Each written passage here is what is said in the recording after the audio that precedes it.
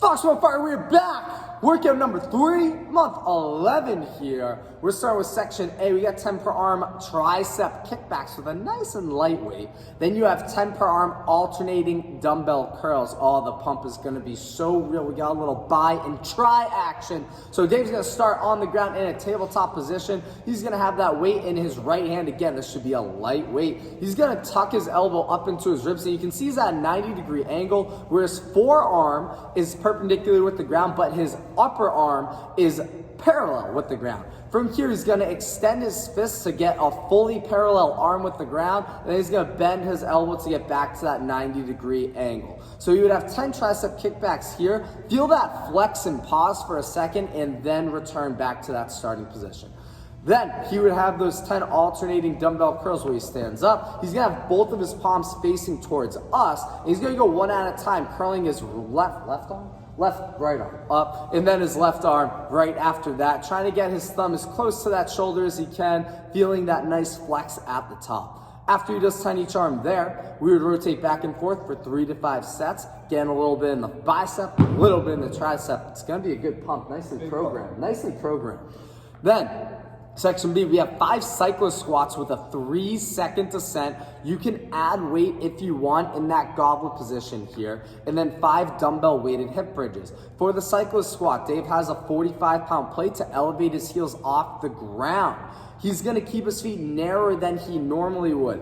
As he sinks down, he's gonna make sure his weight's still in his heels and not in his toes, keeping his chest up tall, and then he's standing up out of the bottom. So he's gonna take 3, 2, 1 to get down, then he can stand right up. You do not need to pause at the bottom again. Maybe try this first set with no weight just to get your legs used to this motion, and then start progressively adding weight as you increase your sets. The other movement is going to be those dumbbell weighted hip bridges. These are with 2 legs down on the floor, and you're getting a 3-second pause driving up through those heels. So one thing we want to make sure of is those ribs stay down. We're not arching as we're pressing through our heels. We're going to get a 3-second pause at the top. So Dave has a dumbbell on his hips. He's pausing for 3, 2, 1. Then he's lowering his hips back down to the ground. So this is, again, a slow and controlled motion, really trying to engage those glutes and those hamstrings.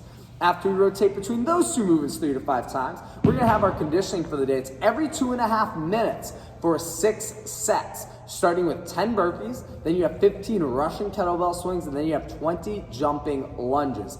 In each round, we're trying to finish in about 1:45 to give yourself 45 seconds of rest. The faster you go, the more rest you get. So if you finish this in 1:15, you get 1:15 of rest. If it takes you 2 minutes and 15 seconds to finish it, you only get 15 seconds of rest going into the next round. So we want to be around that 1:45 mark.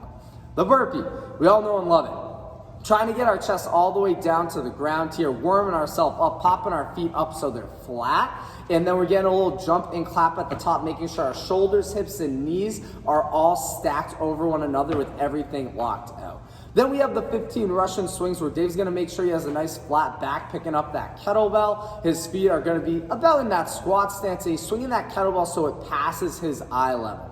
Notice he just has a slight lean forward of the chest. He's loading up his hips, and he's driving through his midsection. It's not an arm motion. He's trying to drive up with those hips, squeezing that butt every rep, locking out those legs. Lastly, we got those 20 jumping lunges. It would be 10 each side, where he's springing up into the air and then switching his legs, making sure his knees and hips lock all the way out while he's controlling his back knee to the floor and keeping his front foot flat. If we are not able to control our back knee down or keep a nice stable position during those, we can do regular stepping lunges that Dave's doing behind me. It's the same motion, except it's a little bit more controlled. We're not jumping explosively into the air. We're standing back up and, again, gently tapping that knee. Good luck with this one. Every 2.5 minutes for 6 sets. We're looking to get each round done in about 1:45.